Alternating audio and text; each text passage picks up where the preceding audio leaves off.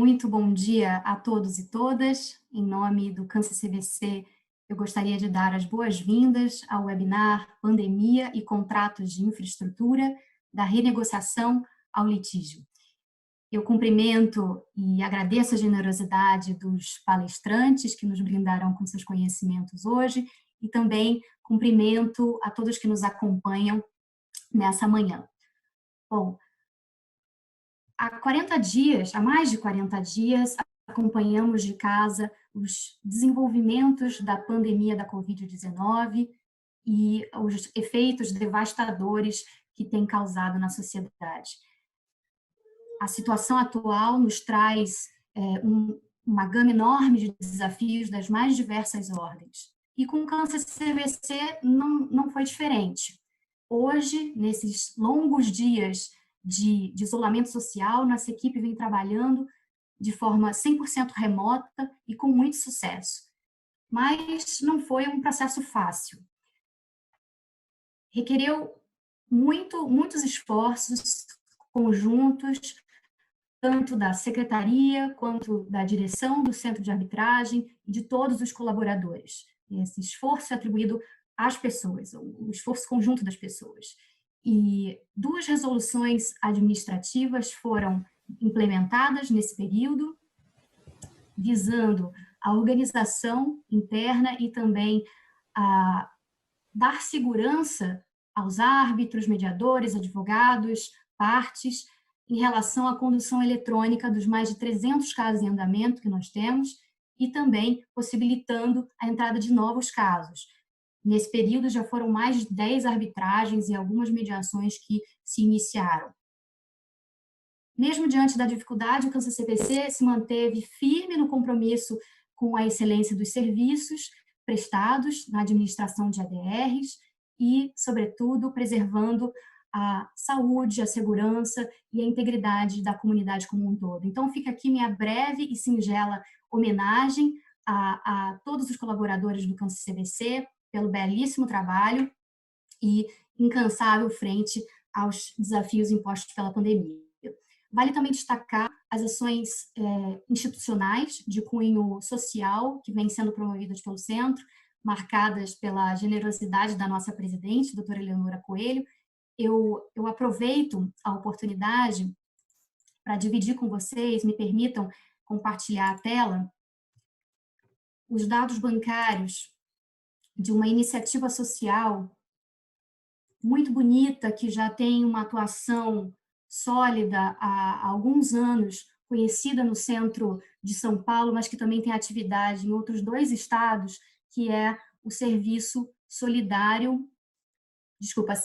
Franciscano de Solidariedade, o CEFRAS.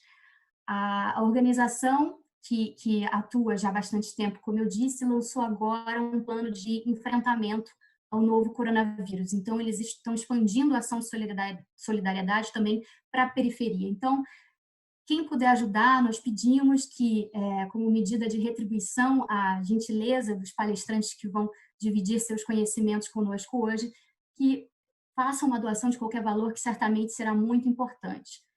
Se a gente, enfim, fazendo pouco, a gente consegue fazer muito por alguém.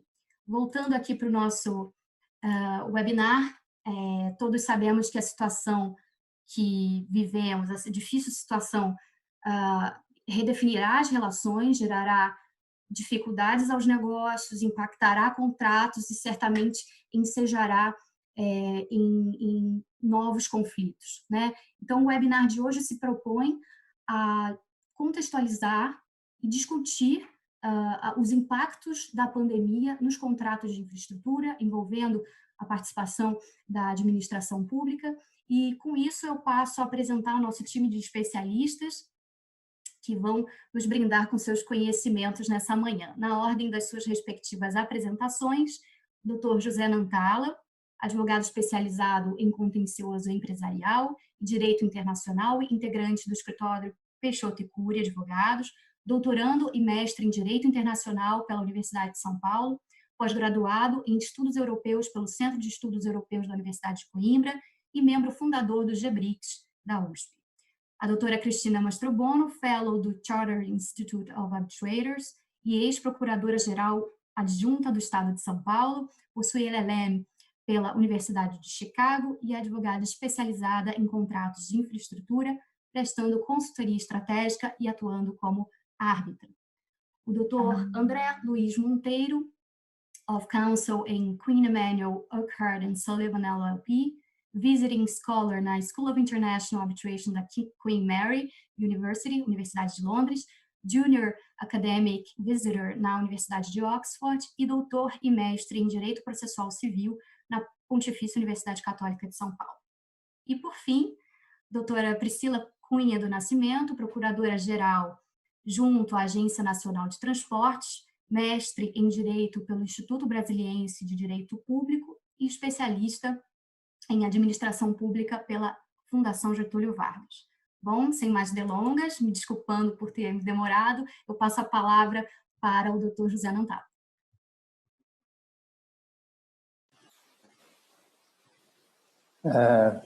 Pessoal, bom dia a todos. Alegria imensa estar aqui com vocês essa manhã, na segunda-feira. E agradecer imensamente ao CANCE-CBC, as palavras, inclusive, da Leonora Rage, que apresentou mais essa iniciativa do CANCE-CBC, bastante comovente, junto ao Cefras. Espero que a gente consiga arrecadar doações e que tenhamos êxito também nisso, aqui no nosso webinar.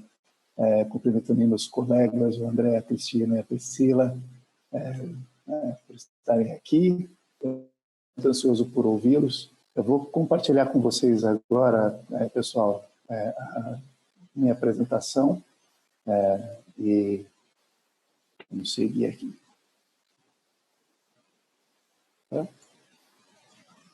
Vamos lá. Ela começou um pouco antes, né?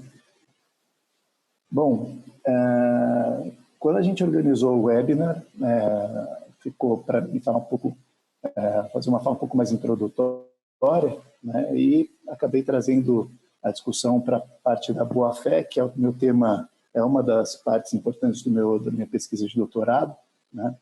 E eu denominei minha apresentação com boa-fé a infraestrutura dos contratos, né? Por quê? Eu faço aqui um paralelo em que, pelo menos sob o meu ponto de vista, a boa-fé está para o contrato como a infraestrutura está para o desenvolvimento. Ou seja, não existe contrato sem boa-fé. Contrato sem boa-fé é imposição, é golpe, né? E desenvolvimento sem infraestrutura também é difícil, ou ele é pueril, né? Para que haja desenvolvimento em um determinado país, determinada comunidade, há, né, a necessidade premente do acompanhamento da infraestrutura, certo? Então, o título da apresentação foi esse, justamente para estabelecer esse paralelo, essa visão pessoal, né, que eu tenho sobre o tema. E eu, como sou internacionalista, se é que dá para a gente chamar alguém de internacionalista, eu gosto de direito internacional, dizendo assim, né? Eu achei interessante começar a apresentação falando um pouco de aspectos internacionais relacionados à infraestrutura. Quem lembra um pouco das nossas aulas de história, Plano Marshall, né? E lembra do que aconteceu no pós-guerra, da necessidade do mundo reconstruir, evitar revanchismo através do fomento ao desenvolvimento, né? Todo mundo sabe o papel da infraestrutura, o papel do fomento à infraestrutura nesse momento, e o que é algo que é importante para hoje, porque hoje a gente vive também uma situação de crise, né? Se a gente pega, por exemplo, para ter uma base empírica, os primeiros projetos do Banco Mundial, os primeiros 20 anos do Banco Mundial, instituição multilateral, banco multilateral vinculado à ONU, né? A gente percebe que é praticamente exclusiva de projetos de infraestrutura. Inclusive aqui no Brasil, né, a hidrelétrica de Paulo Afonso, na Bahia, em 1950, recebeu aportes do Banco Mundial para o financiamento da barragem. Enfim, Então, o papel do Banco Mundial e da comunidade internacional na produção de infraestrutura, na constituição de infraestrutura, foi muito importante, inclusive para a consolidação e uma paz um pouco mais duradoura, pelo menos em escala global, né? E o que aconteceu desde então, no pós-guerra, foi o fomento e o crescimento de novas instituições, instituições regionais, como o caso do BID, African Development Bank, o FONPLATA, uma outra aqui no Brasil. O BID, o Banco Interamericano de Desenvolvimento, é muito interessante, sabe? Lembrar que ele foi uma ideia do JK. Ele é vinculado à OEA, mas foi o próprio Juscelino Kubitschek que teve essa ideia de fomentar um banco interamericano de desenvolvimento, né? E bancos mais recentes, o FONPLATA virou banco só em 2018, né? Mas ele já existe desde a década de 60. Há ainda também, agora, dois bancos que eu listei aí mais recentes, o Asian Investment Infrastructure Bank, que é o grande fomentador da nova Rota da Seda da China, né, a famosa Belt and Road Initiative, e o NDB, que é o mesmo Development Bank, conhecido também como Banco dos BRICS, né? E, assim, como a gente percebe, como sempre foi, a infraestrutura sempre foi um assunto de interesse público, certo? Desde os primórdios, né? Isso é uma concordância, inclusive, entre Adam Smith e Karl Marx, a necessidade de infraestrutura para desenvolvimento, e como isso sempre foi de interesse público.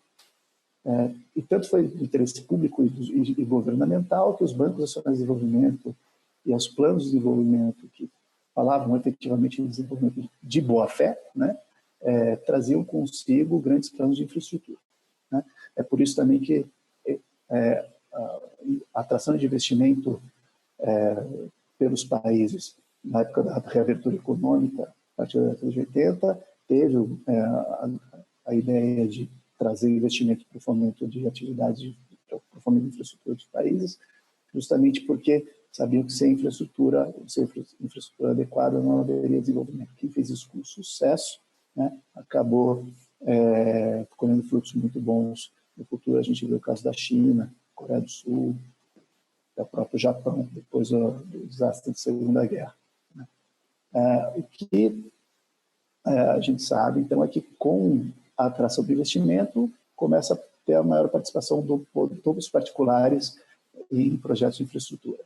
E quando um particular vai em um projeto de infraestrutura, ele sabe que são relações de longo prazo, 30, 50 anos, e que isso gera uma série de riscos muito grandes e que são muito difíceis de você prever, por melhor que seja os estudos, por melhor que seja o levantamento de informações que você faça a respeito daquela jurisdição daquele país. O custo da incerteza é muito alto, a política às vezes pode incentivar e pode assustar ao mesmo tempo o investidor, né? Então, por isso que eles buscam tanta proteção do investimento, por isso que eles buscam jurisdições e locais onde eles se sintam mais seguros para fazer negócio, para investir nesse tipo de projeto. Não sei se eu estou indo muito rápido, ou na verdade eu estou indo muito devagar, mas é um assunto bastante geral, às vezes é um pouco difícil de cobrir, né? Mas quando a gente fala aqui de investimento em infraestrutura por partes privadas, né, dizer assim, a gente vê que o investidor e o próprio poder público, o próprio negociador, o poder público se depara com uma estrutura complexa do ponto de vista jurídico, que tem ali desde tratados internacionais que regulam a matéria, como são os casos, por exemplo, dos BITs, Bilateral Investment Treaties, os ACFIs, que são BITs à brasileira, um modelo brasileiro de BITs, acordos bilaterais em geral que acabam falando de investimento, acordos regionais, quem vive a realidade da comunidade europeia, o André Conhecimento, sabe do que eu estou falando, e também a legislação nacional. Quando eu falo de legislação nacional, não é só lei, né? Agências reguladoras, própria jurisprudência, a Priscila vai falar um pouco disso, a experiência dela na NTT, como as agências reguladoras são normativas, né, e tem ali contribuições importantes para esse tipo de discussão. Então, esse olhar já traz uma ideia do quão complexa a vida do particular que quer investir em infraestrutura. E também, quando a gente olha para as leis nacionais, aqui já falando de Brasil, sobre contratos públicos, não só a Lei 866, mas as outras leis que têm atreladas a determinados setores da economia, aviação, transportes terrestres, energia, enfim, existe um arcabouço de legislação bastante complexo e que também, além de tudo, tem a aplicação supletiva das leis de direito privado, os contratos de coisa. O artigo 54 da Lei 866 prevê isso e isso é muito importante para a gente ter uma ideia de quão difícil é o ambiente quanto o grau de especialização que demanda, né? E, além de tudo, tem os contratos privados, que são paralelos à contratação pública de infraestrutura. Normalmente tem um viés público bastante forte, mas também tem contratações privadas paralelas que também são muito importantes, subcontratações, financiamento com atividades privadas para que o investidor, para que a pessoa que está participando de uma concessão consiga efetuar suas atividades com maior segurança, né? Sobre investimento protegido de uma forma, seguros, resseguros, enfim. O ambiente é muito complexo. E ambientes complexos, principalmente quanto à infraestrutura, que tem projetos grandes e longo prazo, a boa-fé se torna algo primordial, né? Tanto por parte da administração pública como do privado. E no ambiente de pandemia, como o que a gente vive, essa situação ainda se torna mais preemente. Por quê? Porque a boa-fé, ela que dá transparência para o contrato, ela que, o princípio da boa-fé é que faz com que as partes, ao negociarem um contrato, saibam o que querem com aquilo, saibam o que pretendem e, principalmente, deixem isso claro para o outro, né? Então, o investidor, ou a parte privada ou a parte pública, um contrato de infraestrutura, tem que ficar muito atento a como a boa-fé é tratada, qual é o tratamento da boa-fé na lei aplicável naquele contrato, né? A gente sabe que a boa-fé é vista de formas diferentes a depender da jurisdição. O André, lá em Londres, tem essa vivência grande lá em Londres, sabe como é diferente a posição do Reino Unido com relação à boa-fé, né? Mas, por exemplo, na França, em 2017, teve uma reforma do Código Civil francês em que a boa-fé foi incluída como questão de ordem pública, né? Que no Brasil a gente teve também uma reforma recente de 2019 sobre o princípio da boa-fé no Código Civil, né? Que tentou tratá-la de uma forma um pouco mais objetivada, o que é importante. Boa-fé não é ser bonzinho, boa-fé é justamente aquilo que eu disse, é saber o que quer fazer, saber quais são os seus objetivos e deixar isso sempre muito claro no contrato, ou seja, refletir suas intenções de forma clara no contrato, justamente para que elas sejam devidamente defendidas e observadas no seu decorrer, né? E as cláusulas que são comuns em contratos de infraestrutura, que são relacionadas à boa-fé, são as cláusulas de hardship e força maior, que são cláusulas de saída ou até de suspensão de cumprimento de obrigações, de diminuição, revisão de contrato, né? Hardship é o que a gente chama aqui no Brasil de reequilíbrio, talvez, né? Existem outros tipos de cláusulas que são mais ou menos relacionadas a isso, como as famosas Material Adverse Effect e Material Adverse Change, que são cláusulas mais relacionadas a processo de M&A, né? Mas que também são recorrentes em contratos de financiamento, né? São aquelas cláusulas que regulam o que acontece entre o signing e o closing, né? Se existe quando ocorre algum efeito, um problema grave entre esses marcos temporais, tanto o lender quanto o borrower, ou seja, o credor e o devedor, podem, de certa forma, pular fora do contrato, né? Então, elas estão sempre associadas a situações como a que a gente vive hoje, né? Situação de pandemia, de imprevisibilidade, efeitos que são completamente fora do controle das partes, né?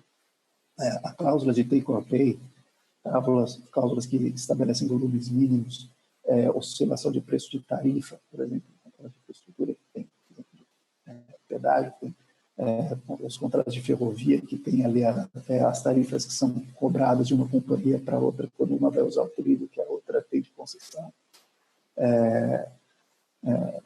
Essas cláusulas também estão atreladas à boa-fé e também a situações como essa que a gente vive, de imprevisibilidade, ausência de controle, efeitos que não estão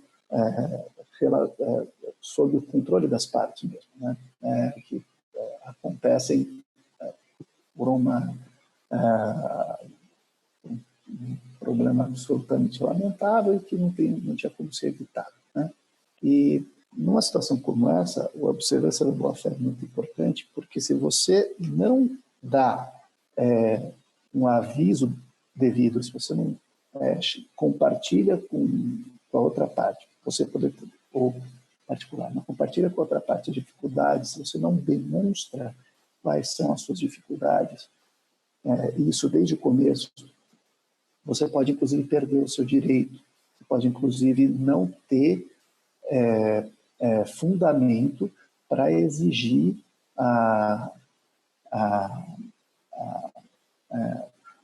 o cumprimento daquela cláusula. Certo?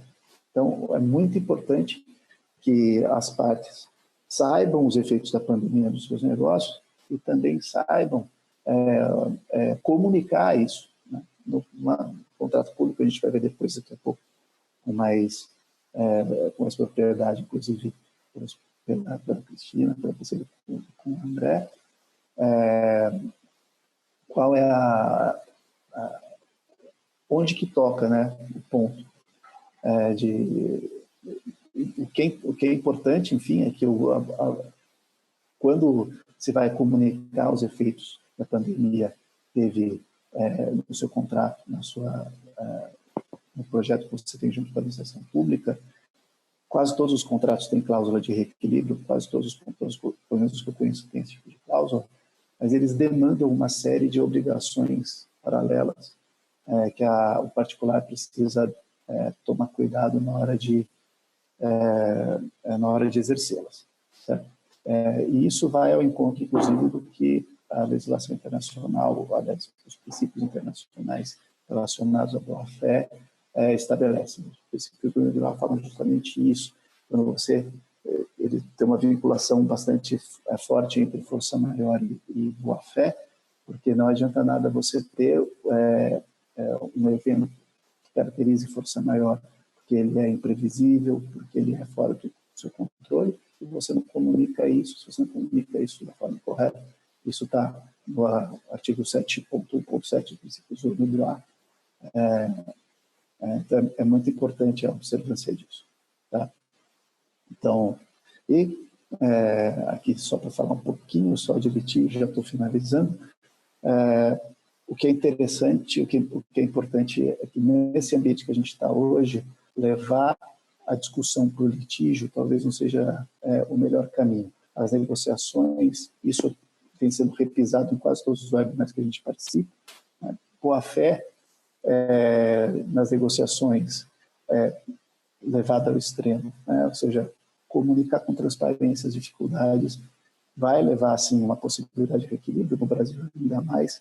O governo soltou um pacote de benesses às empresas, tudo, mas mesmo assim, se esse pacote não é suficiente para reequilibrar, né, você precisa, de certa forma, demonstrar isso para a administração pública para pleitear algo diferente. Né? Se não deu impasse na negociação, talvez o melhor remédio seja partir para uma mediação, algo assim, do que levar para o litígio. O litígio, numa situação como essa, traz ainda maior imprevisibilidade, dado o próprio movimento que o próprio governo tem feito para minimizar os efeitos da crise. Então, isso que eu queria falar, até me estendi um pouco mais do que eu devia, passei uns 2 minutos do meu tempo, mas desculpe se eu corri um pouco, mas é isso. Já pode passar para o próximo. Obrigado, pessoal. Com a palavra a doutora Cristina Mastrobono, por favor, doutora. Obrigada, Eleonora. Bom, a minha parte aqui desse pequeno bate-papo nosso é abordar mais especificamente, então, os efeitos da pandemia nas concessões, nos contratos administrativos, né? Bom, o José Nantala fez uma excelente explicação sobre a questão da boa-fé nos contratos, né? E, como uma pequena introdução, eu posso falar que a boa-fé ela tem que necessariamente nortear os contratos de concessão, né? Porque são contratos de longo prazo, e aqui eu me refiro a concessões em geral, concessões comuns, concessões administrativas e as patrocinadas, essas duas últimas no modelo, então, de parceria público-privada, né? Esses contratos são parcerias de longo prazo. Vou ligar o prazo aqui, falando em prazo, parcerias de longo prazo, que tem que ser necessariamente, para que sejam contratos executados com eficiência, tem que ser norteados pela boa-fé dos contratantes, dos dois lados. Bom, passando agora, então, para a pandemia. Como lidar com esses contratos nessa situação de pandemia que a gente está enfrentando, né? Bom, o primeiro aspecto que eu vou mencionar é que não tem mais dúvida nenhuma de que a pandemia ela gera consequências que podem ser consideradas como força maior nos contratos, né? São fatos imprevisíveis ao momento da assinatura do contrato, produz efeitos que não poderiam ter sido calculados, né, e efetivamente acabam onerando aquele contrato e a prestação do serviço, né? Então vejam que a pandemia em si ela é um fato, não é a pandemia em si que é força maior, mas os efeitos decorrentes das medidas tomadas pela administração pública para fazer frente a essa pandemia, ao combate a essa pandemia, é que geram efeitos nos contratos e vão, então, ter que ser trabalhados caso a caso, né? Bom, a gente tem notícias dos devastadores efeitos que estão sendo causados nas diversas concessões, né? Uma das mais importantes, uma das áreas que mais tem sido afetada é o setor de transporte, né? O setor aeroviário, metrô, concessões rodoviárias, enfim. Isso tudo, então, agora vai ter que ser trabalhado. Eu vou dar um panorama geral do que pode ser feito, né? Primeiro aspecto, o direito ao reequilíbrio é garantido pela Constituição, pela Lei de Concessões e, em regra, também pelos contratos, né? Em regra, em geral, tem a parte do contrato que se refere à questão do direito ao reequilíbrio, às vezes estabelecendo a metodologia que se deve perseguir, que se deve trilhar, né, para chegar ao efetivo reequilíbrio do contrato. E muitas vezes não, muitas vezes é uma cláusula genérica que não dá exatamente o passo a passo, né? E aí que vai ser o problema maior, né? Bom, mas então, estando claro que existe o direito ao reequilíbrio, e a gente sabendo que nós estamos enfrentando uma pandemia que se aplica em todos os contratos, que produz reflexos em geral, em quase todas as concessões, né? Primeira pergunta que a gente pode fazer é, bom, mas não seria interessante, então, ter um regramento geral sobre isso, né? Porque, em princípio, muitas das dúvidas já estariam sanadas, né? Mas, bom, eu penso que não, acho que a maioria dos administrativistas pensa que não, porque um fator mais importante é a análise do contrato específico, análise da situação em concreto, né? Reequilíbrio, não existe uma fórmula que se aplica para os contratos em geral, né?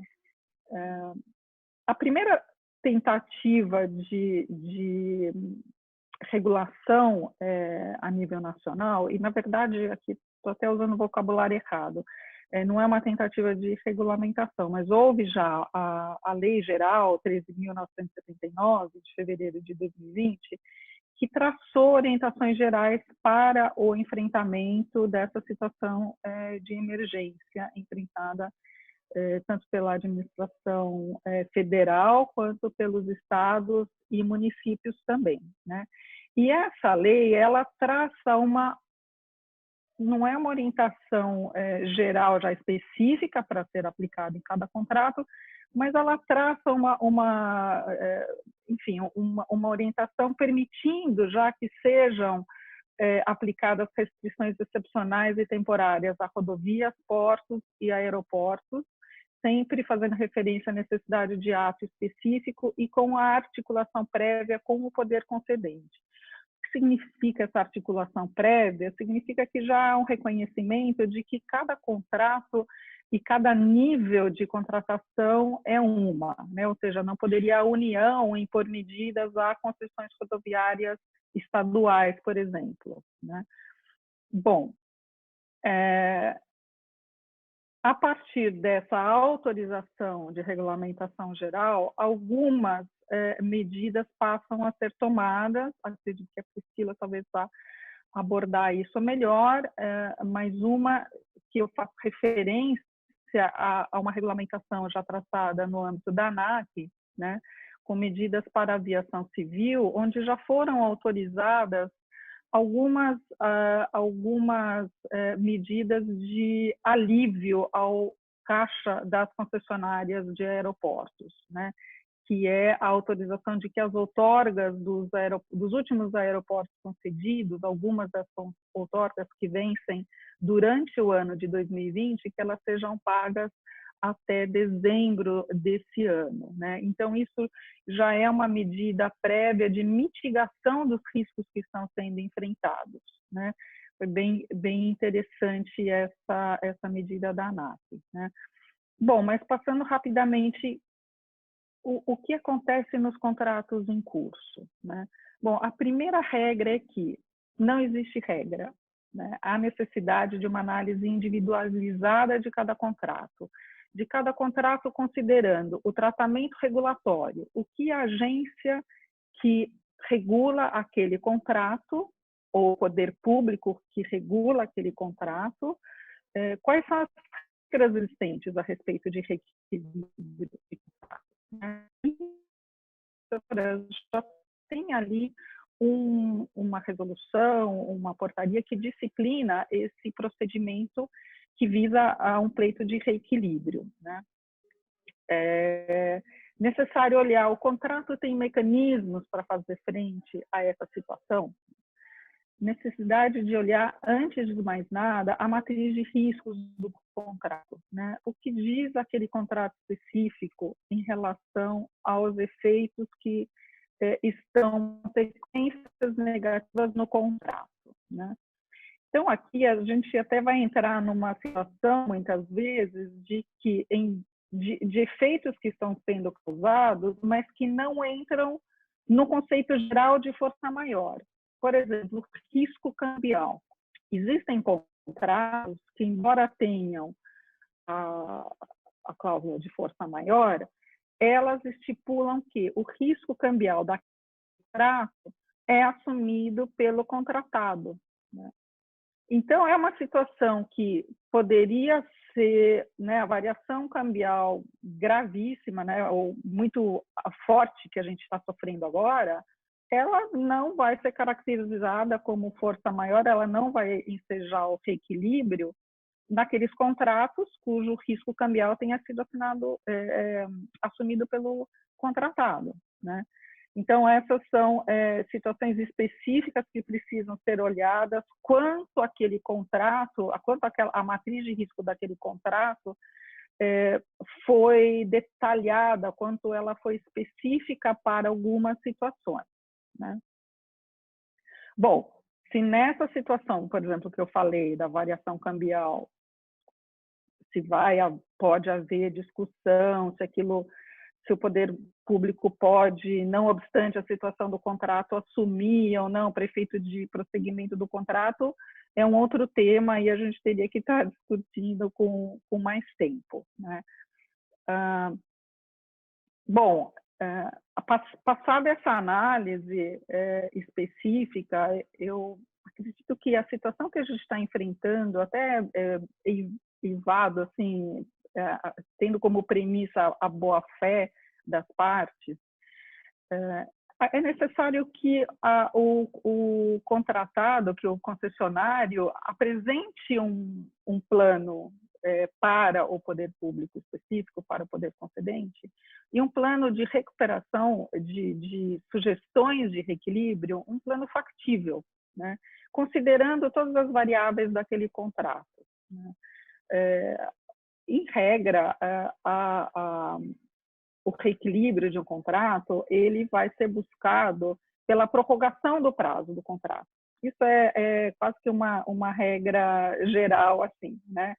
Inclusive, recentemente, Portugal soltou uma medida provisória estabelecendo que todos os reequilíbrios decorrentes da pandemia nas concessões serão trabalhadas mediante prorrogação do contrato, né? Agora, essa é uma medida boa?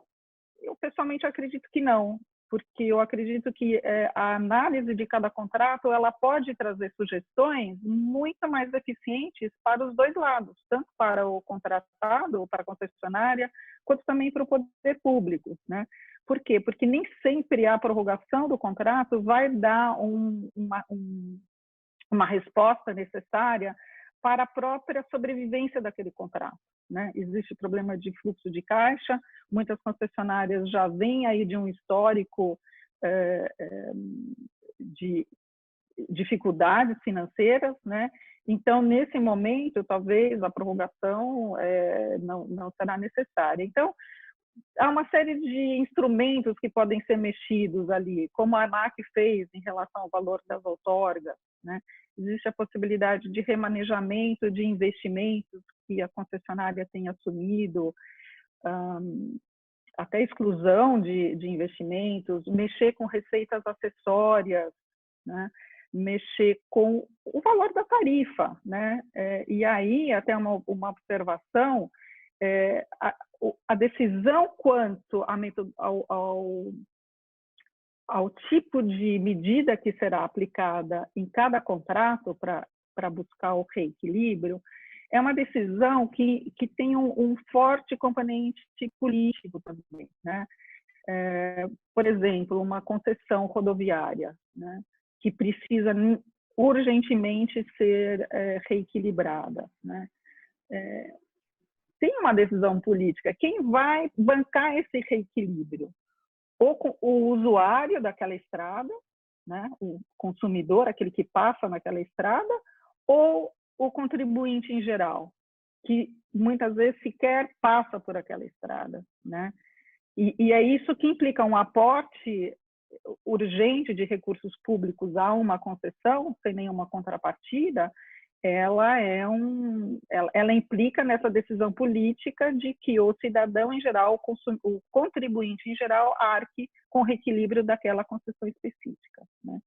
Então, isso para dizer, já passando para um último aspecto que eu queria abordar, que é a questão as medidas que podem ser tomadas especificamente em cada contrato, feita essa apuração do valor do reequilíbrio, né? E aqui sempre fazendo um alerta, esse reequilíbrio ele não admite comportamentos oportunistas nesse momento, né? Até pela boa fé, aí então festejada aqui nas nossas falas, né? Necessário um comportamento livre de oportunismos para que se busque o reequilíbrio causado pela pandemia e só, né? Não tentar incluir ineficiências anteriores do contrato nesse momento de rediscussão. E aí cabe uma negociação com a administração, cabe a tentativa de instalar um dispute board de emergência, por exemplo, tem muitos doutrinadores incentivando isso, né? A questão da mediação, que está sendo bem incentivada pelo próprio Tribunal de Justiça do Estado de São Paulo, né? Isso ser levado para uma mediação, ou então, ao final, a arbitragem, que, em geral, os contratos de parceria público-privada têm a cláusula de arbitragem, concessões as mais recentes têm, né? E isso, então, ser discutido desembocar no processo arbitral, e aí tem todo um campo de discussão em que medida a decisão da metodologia do reequilíbrio pode ser submetida ao tribunal arbitral ou não, quais são os limites, o que precisa ser considerado. Isso também é uma discussão bem grande, bem interessante, né? Mas que não dá tempo de abordar nesse momento, né? Mas então eu fico por aqui. O recado que eu quis transmitir nesse pouco tempo é que sim, cabe o reequilíbrio quando os efeitos forem efetivamente sentidos na concessão, né? E tem que haver todo um procedimento aí junto às agências reguladoras é o sinal para eu acabar. As agências reguladoras ou poder concedente de como esse reequilíbrio pode ser conduzido da maneira mais fácil possível e sem onerar tanto o contribuinte em geral. Fico por aqui, obrigada. Bom, passando para o próximo expositor, com a palavra, Dr. André Luiz Monteiro.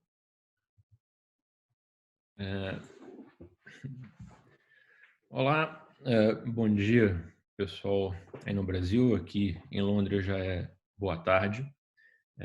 E o tempo está ótimo aqui, por incrível que pareça. Justamente agora que a gente está em lockdown, o tempo está maravilhoso, né, Murphy? Espero que todos estejam muito bem.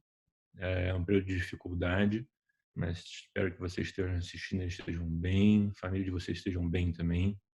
E o melhor agora é ficar em casa, assistindo os webinars organizados pela CCBC e seguir as recomendações do Ministério da Saúde, dos médicos, né? Uma questão médica, melhor ouvir os médicos, né? Então vamos ficar todos em casa.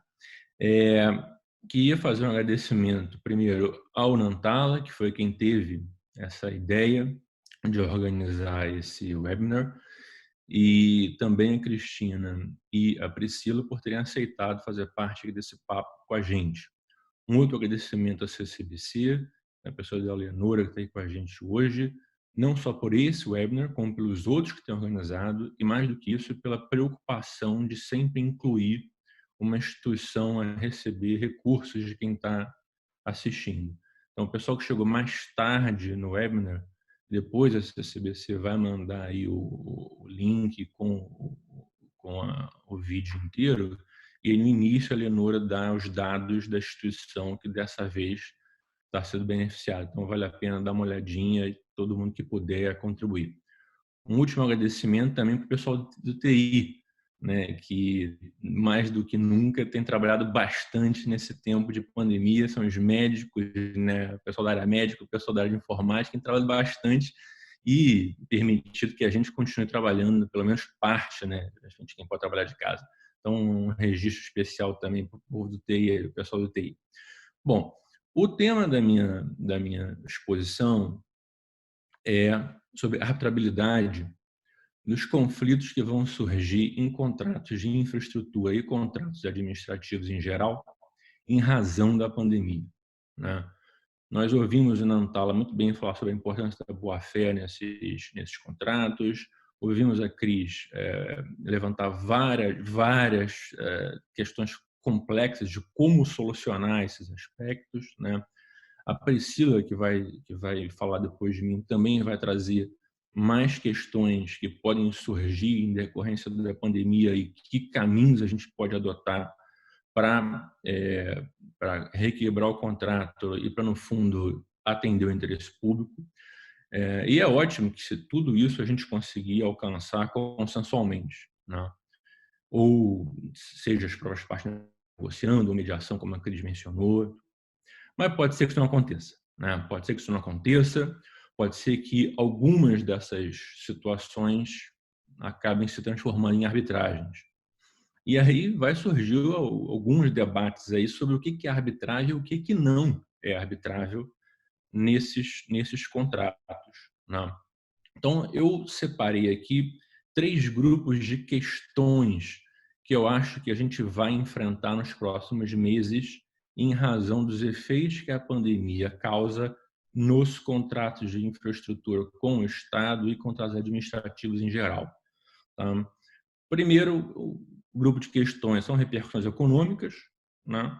O segundo grupo de questões são cláusulas exorbitantes e o terceiro é juízo de conveniência e oportunidade da administração, que a Cris já até mencionou, e agora eu vou tentar falar um pouquinho mais sobre isso, né? Temas assim bastante complicados, em especial os dois últimos. A Cris também já disse que a pandemia ela não é, né, por si só uma causa que vá determinar o reequilíbrio de todos os contratos, né? A gente precisa analisar cada contrato especificamente, porque os efeitos são diferentes, né? A gente pode imaginar, por exemplo, um contrato de concessão de um aeroporto, nesse momento, realmente está sofrendo um impacto muito grande. Em outros contratos, talvez o impacto não seja tão grande assim. E aí que é complicado, porque, né, analisar cada contrato para saber como esse contrato tem sido afetado é um trabalho complicado, né? E que envolve uma análise aí não só jurídica, mas especialmente econômica, né? Então, eu tenho a impressão que, em alguns casos, né, as partes vão conseguir chegar numa fórmula ideal para reequilibrar o contrato, agora em outros, não. E quando isso não acontecer, nós vamos ter arbitragens aí discutindo vários aspectos. O primeiro é justamente identificar, né, qual é o efeito específico em cada contrato que a pandemia ocasionou, né? Pode ser que uma parte entenda, olha, não houve efeito, nesse contrato específico realmente não houve efeito. A outra pode dizer, não, teve um efeito enorme. Pode ser que elas concordem que haja um efeito, mas não concordem na extensão desse efeito. Enfim, eu acho que teríamos casos a esse respeito. E a situação se torna ainda um pouquinho mais delicada, porque a gente sabe que a regra geral é que a parte privada assuma a alha ordinária, né, que é os riscos ordinários dos contratos de concessão e administrativos em geral. E a administração pública a alha extraordinária, né, o risco extraordinário que pode ser administrativo ou econômico. O problema é que, em contratos de concessão, as partes podem negociar melhor esse risco, né, essa alha, né, podem realocar melhor esse risco. Então, quer dizer, cada contrato que for afetado pela pandemia, a gente vai ter que analisar a matriz de risco desse contrato e saber se eventualmente uma parte ou outra não assumiu, não o Covid em si, né, mas o efeito prático que foi causado naquele específico contrato. Isso é muito complicado, né? E isso vai dar ensejo a pleitos de reequilíbrio, né? E eu acho que a arbitragem é realmente o melhor foro para essa análise, porque essa é uma análise eminentemente fática e que vai demandar um arcabouço probatório importante. E a arbitragem, por conta da flexibilidade procedimental, permite um exame mais detalhado disso tudo, né? Nós podemos ter audiências, por exemplo, de vários dias. No judiciário, infelizmente, porque os juízes estão assoberbados, né? O juiz de vara civil tem 10 mil processos, né? Ele vai conseguir reservar uma tarde para fazer uma audiência de instrução a respeito de um assunto complexo como esse. Na arbitragem, isso é possível dedicar mais tempo para a produção probatória, para análise de pareceres e de especialistas. Eu acho que realmente todo esse assunto, se acabar numa arbitragem, vai ser melhor resolvido do que se acabasse num processo judicial. Então, esse é o primeiro aspecto, né? Interpretar os efeitos da pandemia em cada contrato, analisar a matriz de riscos e ver, né, como é que isso pode ser reequilibrado. Um outro grupo de questões que me parece interessante são as cláusulas exorbitantes, né? Porque numa situação como essa, pode ser, em determinados casos, que a administração lance mão de cláusulas exorbitantes. Cláusulas exorbitantes são aquelas cláusulas que foram idealizadas, né, em razão da supremacia do interesse público pelo privado, que hoje em dia é até um pouco controverso, mas enfim, e que concedem certos privilégios à administração. Então, tem várias cláusulas, né, a maioria delas estão no artigo 58 da Lei 8666 e que se aplica, né, subsidiariamente às outras leis, aos outros contratos. Então, tem alteração lateral do contrato, rescisão lateral do contrato, aplicação de sanções e a manutenção do equilíbrio econômico e financeiro do contrato. Então, várias dessas cláusulas podem ser usadas pela administração, a depender dos efeitos que a pandemia causou em contratos de concessão e em contratos administrativos de maneira geral. O que eu fiquei surpreso quando eu fui estudar esse tema, e eu estudei esse tema faz um tempo atrás, né? Assim, faz mais de um ano eu resolvi dar uma estudada nesse tema. Tem até um trabalho que ainda não foi publicado, mas que talvez eu agora vá me dedicar um pouquinho melhor a tentar publicar ele. O que eu fiquei surpreso é que dois dos nossos maiores especialistas em arbitragem, né, o Zé Emílio Nunes Pinto, nosso querido amigo, e a professora Selma Lemes, a dama da arbitragem brasileira, eles publicaram trabalhos já faz um tempo, né, o Zé Emílio em 2004 e a Selma em 2007, mas dizendo que a discussão sobre cláusulas exorbitantes seria inarbitrável, né? Então, eu vou até ler um trecho aqui do texto do Zé Emílio para a gente poder ter exatamente, né, o que ele falou. Ele diz assim, olha, a arbitragem estaria excluída apenas, então, somente no que tange a controvérsias relativas a cláusulas exorbitantes do respectivo contrato. Isso é um texto que ele escreveu sobre parceria público-privada. Pois bem, somos de opinião que a determinação da existência ou não do direito de invocar o equilíbrio econômico-financeiro se enquadra na categoria de indisponíveis, não sujeitos à arbitragem. Mas, ao mesmo tempo, entendemos que a definição do mecanismo para que se restaure a equação inicial é disponível, portanto, submetido à arbitragem. Então, ele considera que a invocação da cláusula exorbitante não poderia ser submetida à arbitragem porque se enquadraria em direito indisponível. A professora Selma, no mesmo sentido, estabelece que não são matérias que possam ser submetidas aos árbitros decisões adotadas pela administração quanto à pertinência ou legitimidade de particularidades dos contratos administrativos, tais como as que giram em torno das denominadas cláusulas exorbitantes, como a decisão de rescindir unilateralmente o contrato, a de rever o seu objeto e escopo. Então, dois dos nossos maiores arbitralistas já escreveram trabalhos entendendo que esse debate sobre cláusulas exorbitantes é inarbitrável. Eu consegui achar um trabalho do Diego Franzoni e da Fernanda Davidoff discordando desse entendimento e dizendo que era arbitrável. Eu, assim, no meu modesto ponto de vista, eu acho que a discussão sobre a aplicação de cláusulas exorbitantes ela é arbitrável, né? Porque eu acho que cláusulas exorbitantes são nada mais do que normas cogentes previstas na 8666, e normas cogentes podem ser naturalmente discutidas em arbitragem. Então, toda vez que a administração decidir usar uma cláusula exorbitante, eu acho que pode ser discutido na arbitragem a legalidade do uso dessa cláusula. E quando eu digo legalidade, a gente pode examinar os elementos básicos de todo ato administrativo, que é sujeito, forma, finalidade, objeto e motivo, e também podemos analisar os dispositivos específicos que prevêem essa cláusula exorbitante, que pode acabar acontecendo que a cláusula tenha sido invocada e aplicada, mas não tenha respeitado estritamente os limites legais, porque a cláusula exorbitante ela não é um poder amplo arbitrário, ela tem que seguir o procedimento legal.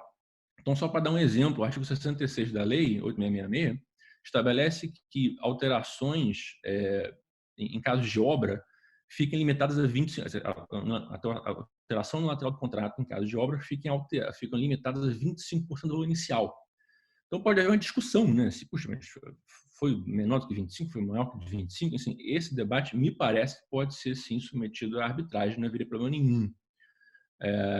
Então, ou seja, o controle da legalidade da cláusula e dos elementos do ato, eu acho que podem, sim, ser, porque, no fundo, se trata meramente de aplicação de normas cogentes, né? Isso é razoavelmente admitido como arbitrável.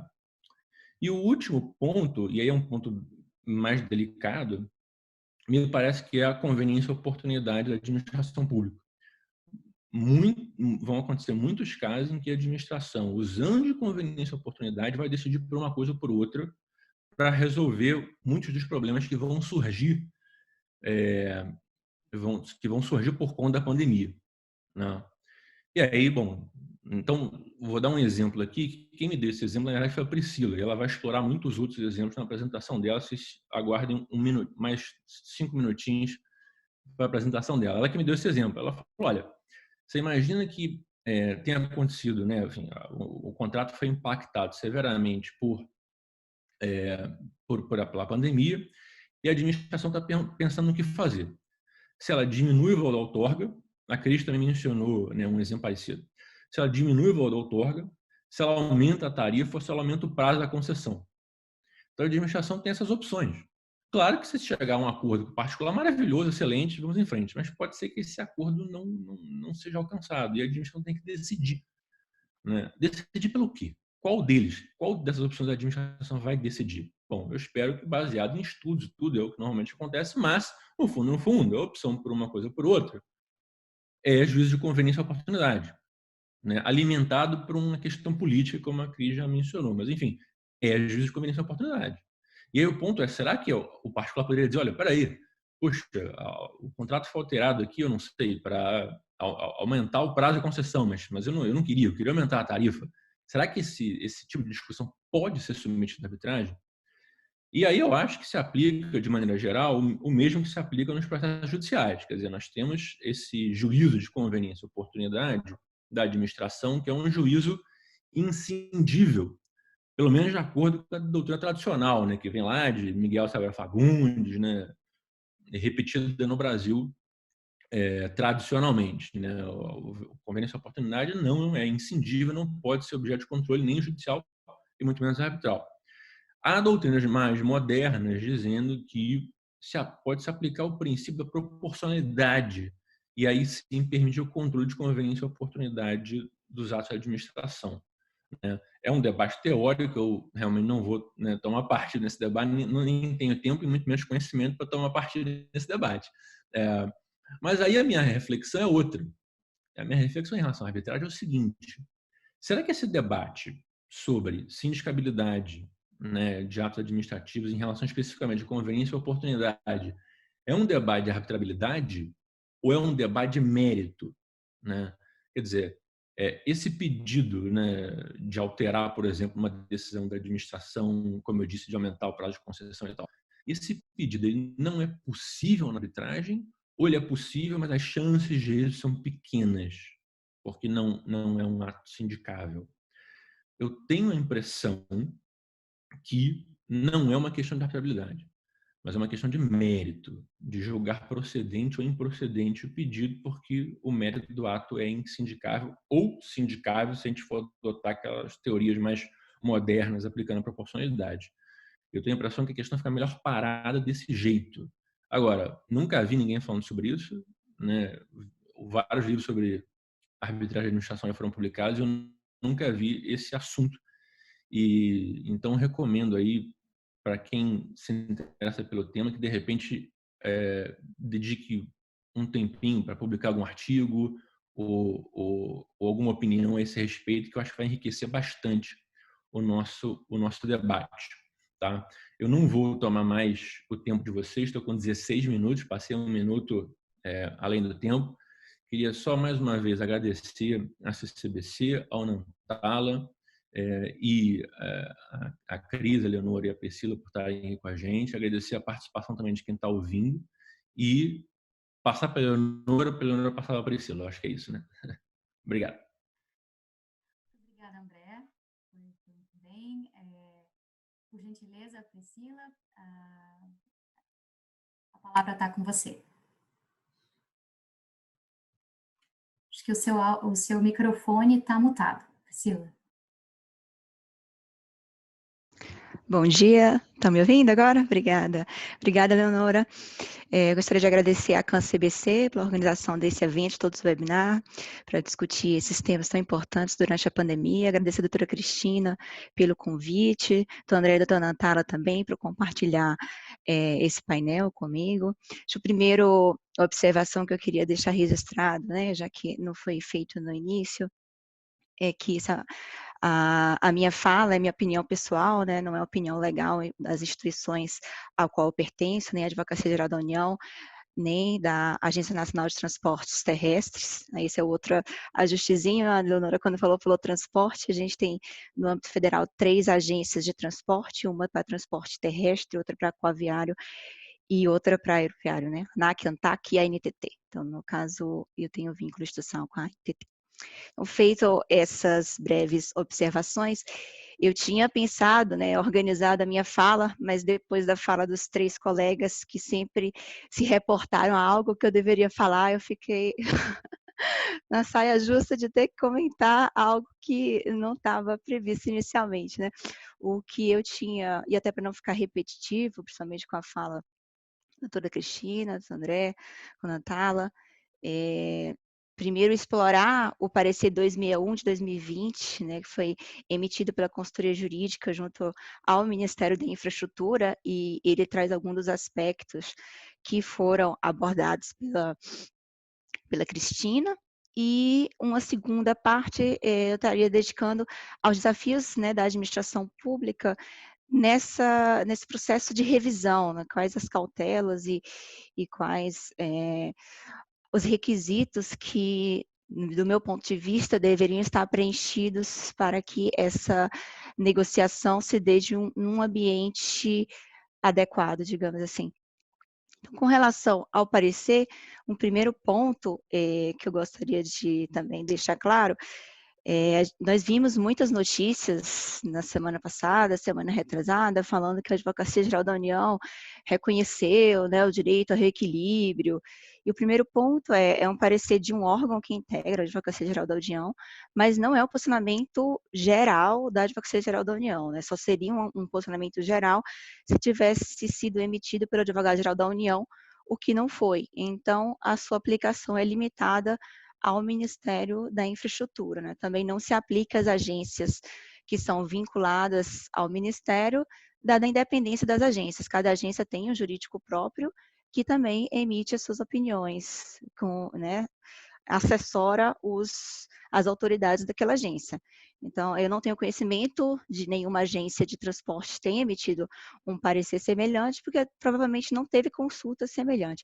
Mas é claro que o parecer não deixa de ter, né, uma importância no âmbito da administração, porque é um reconhecimento, ainda que limitado a um órgão específico e destinado às autoridades daquele órgão, de que a pandemia, né, o Covid, seria classificado como força maior caso fortuito.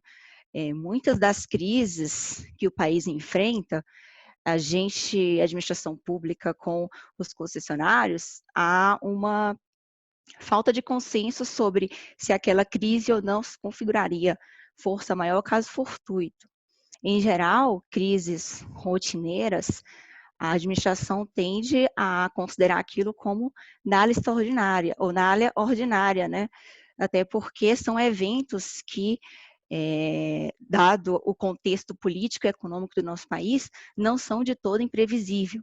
Uma crise econômica, em algum momento, num contrato de longa duração, de 30 anos, de 50 anos, é algo que é previsível e já foi mensurado aquele valor quando a concessionária ofertou, né? Então, aquele valor já estaria quantificado no contrato. Então, o reconhecimento do Covid, ainda que por um órgão específico, traz, digamos, essa sensação de que, pelo menos essa discussão, se seria ou não um caso fortuito ou força maior, estaria, de certa forma, superado. A gente parte para outro ponto que foi abordado um pouco pela Cristina, um pouco pela Natala, que eu vou chamar de comprovação desses efeitos, né? A Covid em si, ela não é um cheque em branco, né? Não cabe às partes do contrato apresentarem requerimentos sem o devido fundamento, sem que seja comprovado o impacto daquele evento no equilíbrio econômico-financeiro do contrato em concreto. E acho que um dos pontos que a Cristina falou com relação à medida da ANAC de possibilidade de pagamento da outorga até o final do ano, sem cumprir os prazos contratuais, que tem como vantagem para os concessionários não incidir em mora e multa em razão do descumprimento, né? Uma vez que houve uma alteração legal permitindo esse pagamento a posteriori. E essa medida vai muito na linha de não dar, e isso foi o Nantala que falou, o André, enfim, a Cristina também mesmo falou sobre esse aspecto, de que não dá para você criar uma resposta única e uniforme. Ainda que a gente esteja falando em setores de transporte, os contratos da ANAC, eles são baseados em outorga, e os contratos de transporte terrestre, por exemplo, de rodovias, no âmbito da NTT, eles são, atualmente, os em vigor, os mais antigos, menor tarifa. Então, eu não tenho como falar em outorga quando não teve pagamento de outorga, só teve tarifa. E, obviamente, se eu lançar uma medida, não vou alterar a tarifa por 1 ano, por 2, enfim, eu estaria prejudicando o usuário da rodovia. O valor da tarifa, ele tem que estar pautado no princípio da modicidade tarifária, e você não pode onerar o usuário por um ato que também ele não teve culpa, né? É um evento que não há culpa de nenhuma das partes, quer dos contratantes, quer do usuário. Então, é muito difícil para a administração pública traçar soluções que sejam amplas e se apliquem a todos os setores, porque cada setor, ainda no setor de transportes, a depender do tipo, né, do modal de transporte, há uma especificidade muito grande. Então, esse é um primeiro ponto. O segundo ponto, né, a questão, voltando então para a comprovação, os pleitos, né, espera-se que sejam apresentados com a devida comprovação, porque, como foi dito, parece em nenhum momento ele fala que há um direito ao reequilíbrio, ele fala que a Covid é um evento de força maior e você tem que verificar se houve esse impacto no equilíbrio econômico-financeiro do contrato. E isso, o André até falou, pode ter contrato que não tenha impacto. E você, como não vai ter impacto? Né? Pode ser uma concessão que iniciou agora, não começou nem a cobrança de tarifa, então você não vai ter impacto, a redução ou não do tráfego não tem impacto nenhum no contrato. Você pode ter algum tipo de impacto relacionado a início de obra, que você já tinha que ter iniciado naquele momento e teve algum tipo de dificuldade, porque teve algum decreto estadual, algum ato estadual, municipal que impediu o início daquela obra, ou você teve dificuldade para adquirir insumos. Então, cada contrato, o impacto pode ser um ou outro. Também não há, digamos, esse impacto não vai atingir os contratos de maneira igual. Ainda que a administração tenha que tratar todos de maneira igual, não vai nesses reequilíbrios criar distinções entre os concessionários, mas é claro que cada caso vai estar num momento de execução que o impacto, se verificado, ele vai atingir de maneira diferente uma concessionária de outra, né? Então, há necessidade dessa comprovação. O outro ponto relacionado à alocação de riscos de contrato, a Cristina falou um pouco, né? Hoje em dia, a maioria dos nossos contratos de concessão, eles têm uma matriz de risco bem definida, então não é só aquela divisão entre área ordinária e extraordinária. Há, como ela bem disse, o risco cambial, por exemplo, às vezes é do concessionário, o risco de demanda, às vezes do concessionário. Só que aí há também aquela previsão de caso fortuito e força maior é da administração. Então, creio que as maiores discussões vão ser quando você tem expressamente na matriz de risco de demanda, risco cambial, para o concessionário você tem força maior e caso fortuito para a administração. E como você vai equilibrar isso, né? Já que caso fortuito e força maior é da administração, então ela teria que assumir 100%, ou considerando que no contrato a previsão de que risco cambial, risco de demanda é do concessionário, a administração teria que reequilibrar o contrato naquilo que saísse da flutuação assumida pelo concessionário, né? Então, se a gente chamar de... Você teria que definir o ponto de equilíbrio para, a partir daí, fazer o cálculo do quanto, qual seria esse ponto de equilíbrio do contrato quando essa repartição está posta dessa forma, né? Provavelmente o concessionário vai requerer integralmente aquele impacto, e a administração é provável que queira ou deixar todo aquele impacto para o concessionário, considerando que já estava ali, ou considerar que o ponto de equilíbrio é um ponto de equilíbrio um pouco mais acima, porque ele tinha que assumir uma certa flutuação cambial ou uma certa flutuação de demanda, né? Esse é um ponto que a administração vai ter que se deparar, e que eu entendo que é muito difícil haver um consenso sobre essa quantificação. É claro que a gente sempre, né, prefere a medida consensual, mas nem sempre é possível, e é provável que esse seja um dos temas que vão ter que ser decididos pelos árbitros ou pelos juízes, a depender do contrato ter cláusula arbitral ou não. Além da questão da comprovação e desse cálculo do quanto, né? O cálculo do quanto também é importante registrar que alguns contratos, eles prevêem expressamente como deve ser feito esse reequilíbrio. Então, aquela quantificação não é discricionária ou aberta, ela pode estar prevista no contrato, né? Não é eu apresentar, olha, gastei tanto ou impactou tanto, me devolve isso. O contrato pode ser que ele tenha medidas expressas, né? Quando não o contrato, como a Cristina bem falou, as agências reguladoras, elas têm os regulamentos que tratam da forma como deve se dar os processos de reequilíbrio. Então, esses parâmetros, essas balizas vão ter que ser aplicados, né? Não fica a administração também, ela tem sua discricionariedade, mas a discricionariedade está limitada às regras postas. O terceiro, acho, o outro ponto, e vai muito na fala do que o André falou, a depender do contrato, o contrato ele pode já definir também o mecanismo de reequilíbrio, além de como calcular o quanto, se vai ser por fluxo de caixa marginal, se vai ser algum outro tipo de cálculo, ele pode estabelecer os mecanismos. Pode ser limitando a questão da tarifa, ou já pode colocar à disposição da administração pública diversas possibilidades, né? Como um pagamento, né? Indenização em dinheiro para a concessionária. Essa provavelmente é a menos provável de acontecer, dado que necessitaria de recursos do Tesouro Nacional. Pouco provável que no ambiente de calamidade que um governo está aplicando seus recursos em outras medidas emergenciais para assegurar a renda, o emprego, tenha caixa para indenizar as concessionárias por um eventual desequilíbrio. Então, apesar de estar previsto, pouco provável que seja utilizado.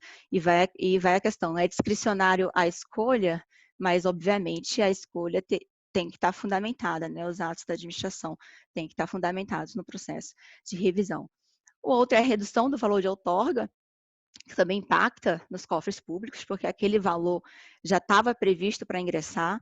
Então, a medida da ANAC, ela não é uma redução do valor da outorga, né? Ela só posterga no mesmo ano fiscal, então não se considera nem uma renúncia à receita. A redução em si, ela diminuiria aquele valor de ingresso, poderia prejudicar as contas do governo, né, nessas outras medidas que estão sendo adotadas.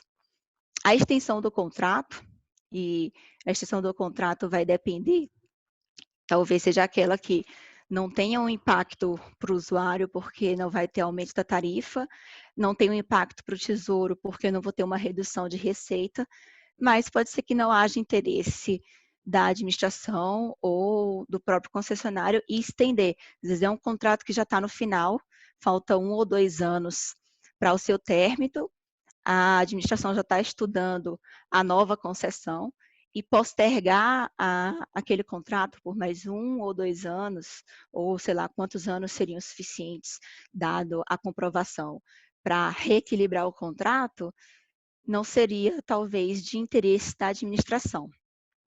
Acho que essa questão da extensão também, acho que um comentário pertinente, refere-se à necessidade, a não, digamos, não são 6 meses de impacto da pandemia, vão implicar em 6 meses a mais de contrato, né? A conta em contrato de concessão não tem essa exatidão. O impacto vai ser aferido e aquilo vai ser, digamos, aquele valor tempo vai ser transformado em o impacto econômico, e aquilo ali vai ser calculado quanto tempo a mais eu vou ter ou não. Pode ser que o impacto em termos de tempo tenha durado 2, 3, 4, 5 meses, e em termos de extensão, aumente 1 mês ou aumente 1 ano. Esse é o cálculo que as regras de cálculo do quanto do reequilíbrio se aplicam e calculam exatamente quanto deveria ser estendido no contrato. Outra possibilidade, como também já apresentou a Cristina, seria a inclusão, postergação ou exclusão de investimentos, né? Esse também é talvez uma medida que seja necessária, mas também exige uma fundamentação mais adequada, né? Eu fiz uma concessão com algumas obras, alguns investimentos que eu entendi como pertinentes, e pode ser que no cenário que se mostrou agora, aquelas obras não sejam mais necessárias. Então, não haveria mais um interesse público em fazer aquelas obras. Eu poderia excluir, ou, a depender da questão da demanda, se forem obras que foram previstas com uma expectativa de demanda que provavelmente pelos próximos meses, né, e até próximos anos, não vão mais existir, haveria uma necessidade de postergação. Essa análise também não é incomum, mas também não é algo que deva ser corriqueiro, né? Acho que é uma questão. Os nossos contratos de concessão, eu falo nossos, falo do Brasil inteiro, não necessariamente da administração pública federal, são contratos que até pouco tempo atrás a regra que se utilizava era pelo reequilíbrio e pela revisão, e isso gerou muitos problemas, né? Problemas que não faz tanto tempo nós enfrentamos uma crise moral no âmbito do setor de infraestrutura, em que esse tipo de revisão, essas possibilidades de flexibilização que são inerentes a um contrato de longo prazo, eram utilizados para atos de corrupção. Então, esse momento de pandemia, e como bem falou a Cristina, e aí eu volto à questão da boa-fé do Nantala. A boa-fé das partes contratantes tem que estar não apenas no cumprimento das regras contratuais, mas o comportamento da parte também tem que ter uma boa-fé, né? E eu coloco como exemplo aqui uma ação judicial, que é uma ação judicial que é pública, não tem problema nenhum comentar, que determinadas concessionárias ingressaram com uma ação pedindo o não pagamento de uma verba no contrato de concessão. E a decisão liminar do juiz, para mim, foi bastante condizente com o momento atual, porque ele colocou, eu vou até ler aqui, se eu pegar o celular, porque acabou que eu não coloquei na tela, porque essa aqui foi uma adaptação de última hora. O juiz, na sua decisão, colocou: é imprescindível frisar que, sem robusta comprovação em contrário, não cabe ao Poder Judiciário suspender o ato administrativo que impôs às autoras a cobrança da referida verba, sob pena de intromissão indevida nos contratos de concessão das autoras. Tal pleito deve ser endereçado à Agência Nacional de Transportes Terrestres, não cabendo ao Judiciário rever ou substituir o mérito dos atos administrativos, mas apenas realizar o controle de legalidade sob pena de ofensa ao princípio da separação de poderes. Nesse sentido, cabe à agência a análise, mediante critérios técnicos, da alegada existência do desequilíbrio econômico-financeiro do contrato. Então, é uma decisão que dá um norte, né? De certa forma, evita essas práticas abusivas que são verificadas em alguns setores de infraestrutura, de fazer um pleito e no outro dia estar judicializando aquele pleito, né? As agências reguladoras, elas são organizadas em colegiado, e a existência do colegiado serve até como uma forma de debate, que as decisões sejam tomadas de maneira mais técnica, pela diretoria da agência. Isso significa também que tem regras claras. Para você levar um processo para colegiado, você tem um dia que você sorteia o processo para saber qual diretor vai relatar, outro dia você coloca na pauta e só depois você pode votar. Isso dá, seguindo a regra, sem ser momentos excepcionais, pelo menos 7 dias para você levar uma discussão para a colegiada decidir. Então, é até digamos, apressado ou desonesto, não vou dizer desonesto, mas você fazer um pleito uma semana, 1, 2 ou 3, já está no judiciário dizendo que a administração foi omissa porque não analisou aquilo, nem disse sim nem não. Né? Assim, a questão, nesse caso específico, não tem a decisão permitindo ou negando, ela simplesmente ainda não seguiu os trâmites naturais da análise. Esse tipo de comportamento é muito ruim para a regulação, para o regulador, porque ele não consegue exercer suas atribuições de maneira adequada se sempre há uma participação do judiciário ou do tribunal arbitral nas suas decisões, antes sequer que a administração tenha condições de analisar aquele pleito com a devida análise, né? Claro que no momento de urgência é necessário que aquela análise seja feita da forma mais ágil possível. Não significa também que vai ser feita de um dia para a noite, sem nenhum tipo de debate, sem as devidas análises técnicas e jurídicas. Então, esse ponto da boa-fé, eu vou chamar de boa-fé das partes, né? De também outro aspecto que a Cristina mencionou, de se limitar às questões relacionadas ao Covid também nos seus pleitos, né? Até porque os contratos de concessão, o contrato em si, a regra é que você siga o contrato, né? Eventuais flutuações ou o concessionário não ter, aquele contrato não ter rendido aquilo que ele esperava receber, não implica num dever de reequilíbrio para a administração. Então, é muito importante que nos seus pleitos não sejam misturados ali outros eventos que nada tem a ver com a Covid, né? É o que eu falo assim, no Covid não é um cheque em branco e também não é um cheque em branco porque nem a administração, nem o concessionário vai chegar, é o Covid, quero isso, é o Covid, quero aquilo, né? Então, talvez um outro ponto importante seja o marco temporal, a partir de quando eu vou considerar que a contabilizar aqueles efeitos, a partir do decreto legislativo, a partir de um decreto estadual que impediu, a depender da concessão, né, de qual estado ela está, qual município ela passa, qual o impacto ali que algum ato estadual manteve, porque senão a gente vai ficar num cenário em que os concessionários vão pegar eventos passados e vão dizer, olha, por favor, não altere essa tarifa porque está tendo a Covid. Eu falei, mas os fatos que você está discutindo aqui nesse processo são de eventos supostamente causaram desequilíbrio de 2 anos atrás. O que é que a Covid tem a ver com isso, né? Então, talvez esse cenário, e quando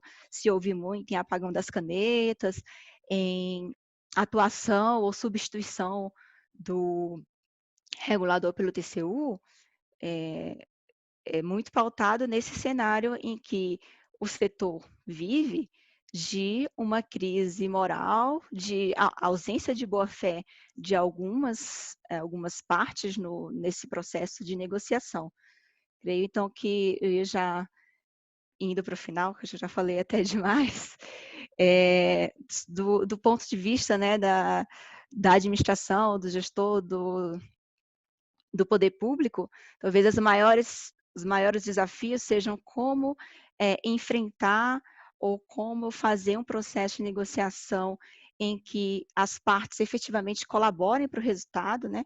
Que não haja essa desconfiança, não haja essa judicialização excessiva e que esse processo, quando for ser analisado em 1, 2 anos ou 3 anos, esse processo de revisão pelo Tribunal de Contas da União, também não traga responsabilização do gestor por algum tipo de ato que, na visão do Tribunal de Contas, foi realizado de maneira inadequada. Obrigada, era isso que eu tinha para falar. Excelente intervenção da doutora Priscila, trazendo sua perspectiva a partir da experiência na Agência Nacional de Transportes Terrestres, a ANTT. E agora eu passo a palavra para o moderador, Dr. José Nantala, que vai capitanear os debates. Por favor. Nora, obrigado. Obrigado também, Priscila, Cristina, André. Foi sensacional ouvi-los. Eu estava muito ansioso e realmente as expectativas que já eram altas foram todas alcançadas, superadas. O debate foi muito legal. Obrigado também, Priscila, por responder às nossas questões e aí modificar um pouco a forma original aí da sua apresentação. Só quem conhece efetivamente do que fala na prática é capaz de mudar de rumo assim, com facilidade e com a elegância que você demonstrou. A Cristina, também, obrigado por Cristina. A sua facilidade para falar sobre esses temas tão complicados é assustadora, né? O André levantou algumas questões muito importantes, questões de relação à arbitrabilidade, que gerou aqui até conversas aqui entre nós, né, em paralelo. O que eu recebi uma pergunta que foi até encaminhada a mim, só que eu acho que ela pode ter boas repercussões entre as falas de todos nós. De repente, cada um de nós pode falar um pouquinho o que sabe a respeito. O Antônio Monteiro, ele acho que trabalha lá com Muriel, né? Muito obrigado pela pergunta, viu, Antônio? O que ele perguntou é sobre a intersecção entre a lei das licitações, a 866, e a lei das estatais, a 13303, que foi aprovada em 2016, entrou em vigor agora em 2018. Sobre o âmbito de aplicação delas e como estaria, nas palavras dele mesmo, como estaria a aplicação da lei das estatais aí no âmbito das licitações, né? Pensando na lei das estatais, não como estatuto das estatais, mas pensando na forma como ela prevê as licitações relacionadas às empresas públicas.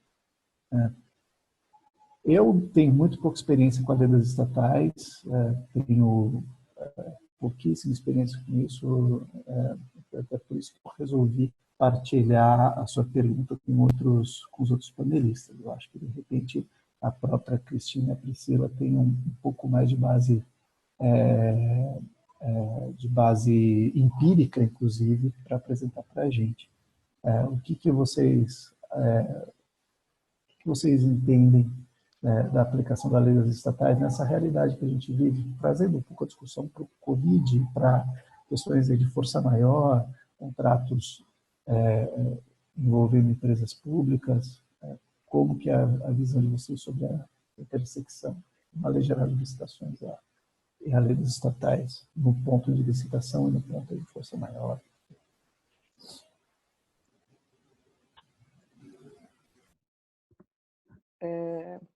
Bom, eu posso fazer um comentário geral, mas que eu não consegui identificar exatamente o ponto que ele gostaria que abordasse em relação a essa questão das concessões, né? Porque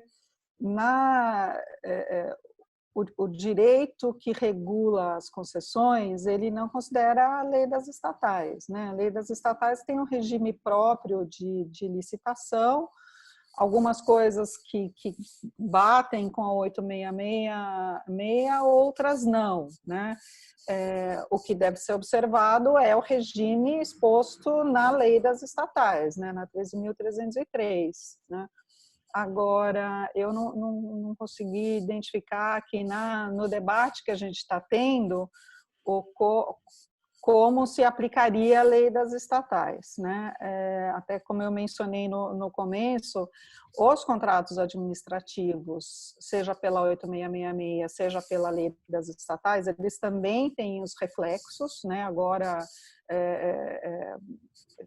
existe uma série de contratos que estão sofrendo os efeitos também da pandemia, não só nas concessões, mas, bom, a gente quis focar hoje aqui nas concessões, né? Então, eu não sei se a Priscila tem alguma coisa a focar.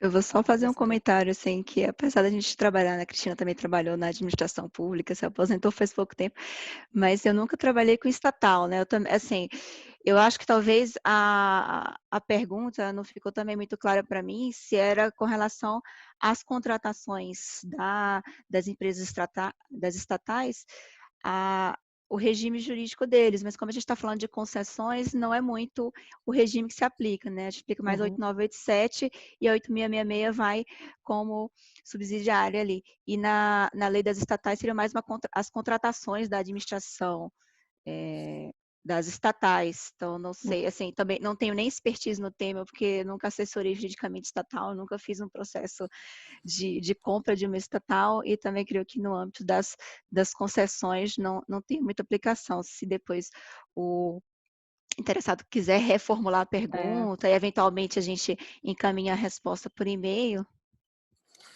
Eu cheguei a trabalhar bastante nesse assessoramento de estatais aqui no estado de São Paulo, né? Tem um setor na Procuradoria que faz a coordenação dos jurídicos das empresas do estado, que eu coordenei esse setor por alguns anos.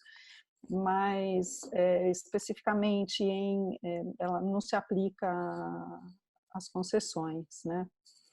Agora, Nantala, se eu puder fazer um comentário aqui em relação ao tema que o André trouxe, né? Que eu acho que essa questão da arbitrabilidade dos atos das disputas dos contratos administrativos é um tema realmente super interessante, André. Eu também já tentei abordar, assim, desenvolver esse tema, tem até algumas coisas meio escritas, mas nunca foi para frente em termos de publicação, né? A gente teve um caso recente que eu sempre gosto de abordar, que é aquele caso do Parque das Baleias, né, da Agência Nacional de Petróleo, e que ao final não se chegou a uma análise final, porque acabou saindo um acordo, né? Mas ali é uma questão muito grande também, caso de reequilíbrio, causado um pleito de reequilíbrio em função de um exercício do poder regulatório da agência, né? E o que foi para discussão não era só a consequência daquele exercício do poder regulatório, a consequência patrimonial, mas sim o próprio poder de polícia, o próprio poder regulatório, né? De dividir, fazer uma nova divisão ali em poços de petróleo. E ao final acabou não se tendo, quer dizer, o judiciário mandou isso para o tribunal arbitral, né? E acabou saindo um acordo, então a gente não teve uma decisão em relação a isso por parte dos árbitros, né? Eu acho que é um tema muito complexo, difícil se posicionar, né? Por isso que eu sou da teoria que a agência reguladora, se ela entende que ela tem poderes que não devem ser discutidos em arbitragem, ela deve deixar aquilo claro na cláusula arbitral dela. É a melhor maneira de se garantir uma não interferência, seja do tribunal arbitral, seja do poder judiciário também, né? Fazer já essa ressalva na cláusula arbitral.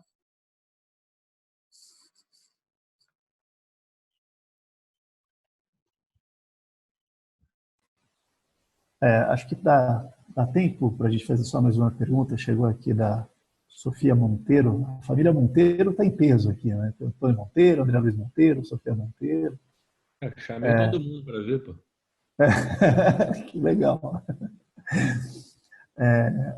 Ela pergunta aqui para a gente: o contrato de concessão não prevê mediação anterior, mas já remete diretamente ao judiciário. Seria errado, por parte do concessionário, já judicializar o pedido do reequilíbrio contratual sem procurar uma solução administrativa prévia? A má-fé é má-fé em fazê-lo, ou isso pode ser justificado do ponto de vista da sobrevivência financeira do concessionário?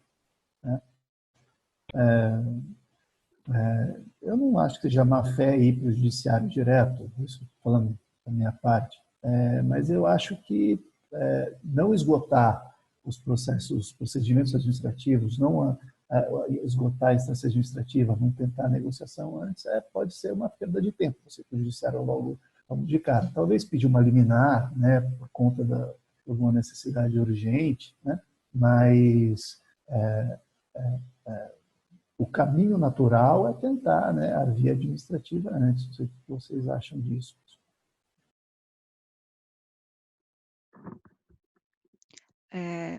Posso falar, Natala? Eu acho que não é questão de ser má fé, né? É porque eu acho que às vezes você não tem nenhum interesse resistido, porque você não teve a negativa. Eu vi aqui um comentário também falando assim, mas às vezes a gente espera 1 mês, 2 meses, 3 meses, 4 meses, 1 ano e não chega a resposta da agência reguladora. Não, tem a razoabilidade também, né? Você não vai ficar, estou aqui num momento de crise, vou fechar as portas porque não vem um alívio financeiro e vou aguardar aqui 5 anos, 5 meses. Não é isso também, mas é o mínimo. Acho que cabe à parte avaliar, né? Se é necessário ou não. No âmbito da arbitragem, o nosso decreto de arbitragem, que até, mas ele só reitera algo que está na lei de relicitações, que fala que para você ingressar com o pleito arbitral, você teria que ter usado todas as instâncias administrativas, né? Ou seja, pelo menos no caso das arbitragens e nas cláusulas que façam remissão expressa ao decreto, até porque muitas foram firmadas antes da existência do decreto, então a rigor não teria aplicação. A administração poderia, no âmbito da arbitragem, questionar o fato de a parte não ter feito esse passo antes de ingressar com a arbitragem, né? No âmbito do judiciário, já não tem tanta essa exigência, a parte poderia apresentar.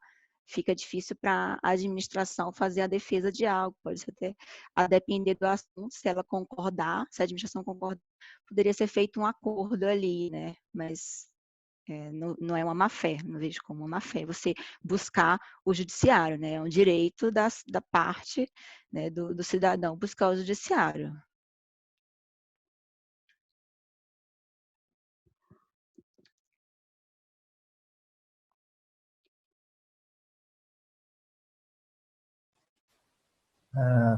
Acho que a gente já está às 11h40, passamos mais de 10 minutos do tempo. Lenora, consulta você, será que dá tempo para mais uma pergunta ou não? Dá tempo sim, Natala. Podemos responder. Estou vendo que agora tem muitas intervenções aqui dos participantes, né? Dá tempo de mais uma sim. Tá bom, então. Eu vou ter que fazer aqui uma seleção. Tem uma pergunta aqui para Cristina. Bom dia, meu nome é Cristiane. Minha pergunta para a doutora Cristina, a respeito do componente político na escolha da forma como será feito o reequilíbrio, como poderá ser tratado o princípio da isonomia? Acredito que, na medida em que as decisões sejam proferidas, os concessionários farão pedidos de revisão, alegando quebra de isonomia por determinada medida ter sido escolhida pela administração em um contrato e não em outro similar. A pergunta, então, é mais sobre o princípio da isonomia, né, Cristina? Sim, é bem interessante essa pergunta, né?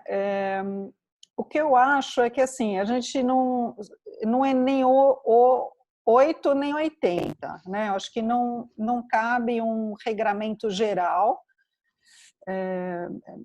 Veja, isso é minha opinião, né, em termos de eficiência no âmbito da administração pública, né? Eu não acredito que dê para se colocar tudo num pacote só. Isso não dá para fazer. Mas também não significa que cada caso é um caso, então se vira aí administrador em cada situação, porque isso também pode gerar esse tipo de situação onde, por que eu dou um reequilíbrio num contrato que beneficia essa concessão, ela se salva, e no outro eu dou uma medida que não é a mais adequada, né? Acho que cabe um meio termo e, em regra, as agências, aqui a gente está falando aqui bastante de agência reguladora, né, que tem concessões que não têm uma agência reguladora específica, né? Por exemplo, as concessões de ferroviárias no estado de São Paulo não tem uma agência reguladora, tem uma secretaria de transportes metropolitanos que trata de uniformizar as questões, mas bom, em geral, e isso eu acho que é importante, ter como no caso, uma agência reguladora, ela ter aquelas regras procedimentais pré-estabelecidas, ter alguns critérios pré-estabelecidos, como qual é a metodologia do reequilíbrio, nós vamos utilizar a taxa interna de retorno do momento da celebração do contrato, ou a gente vai escolher a metodologia do fluxo de caixa marginal, ou qual então será o método, né? De maneira a ter uma metodologia uniforme para todas as situações. Aí tem que ter uma transparência grande, né? Uma transparência grande e, na medida do possível, ter o mesmo critério para situações que mais se assemelhem, né? Então, essa é uma preocupação, embora eu continue entendendo, cada contrato é um contrato, e tem contrato que uma solução é mais eficiente do que a outra.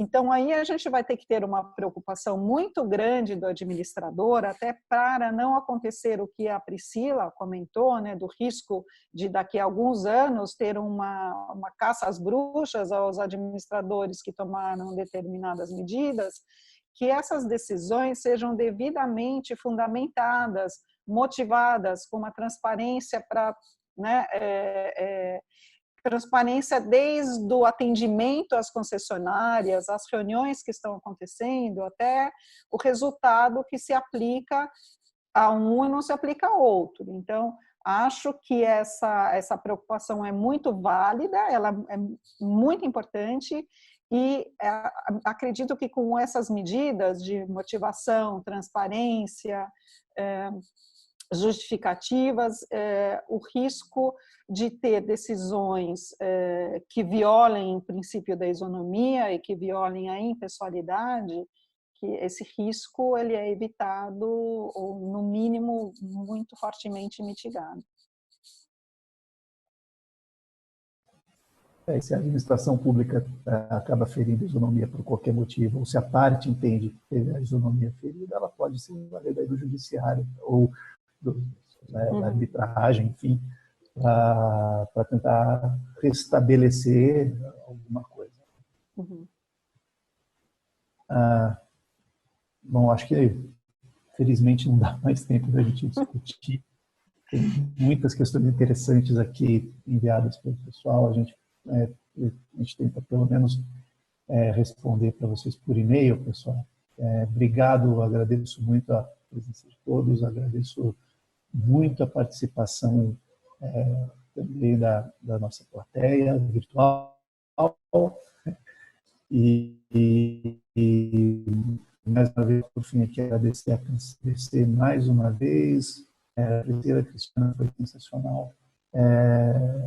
Espero que a gente possa se encontrar outras vezes, e talvez, quem sabe, no futuro próximo, em eventos presenciais, que a gente possa conversar mais abertamente, que é sempre muito, muito proveitoso. Então, obrigado a todos mais uma vez. Para encerrar aqui o nosso webinar, Leonora, você quer dizer aí do ponto de vista institucional aí da Câncer?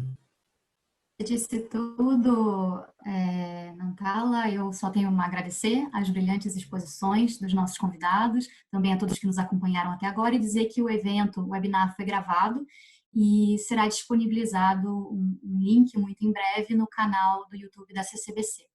Então, a todos, saúde, força. Muito obrigada. Tchau, obrigado. Obrigada. Tchau, obrigada. Tchau, até mais. Tchau.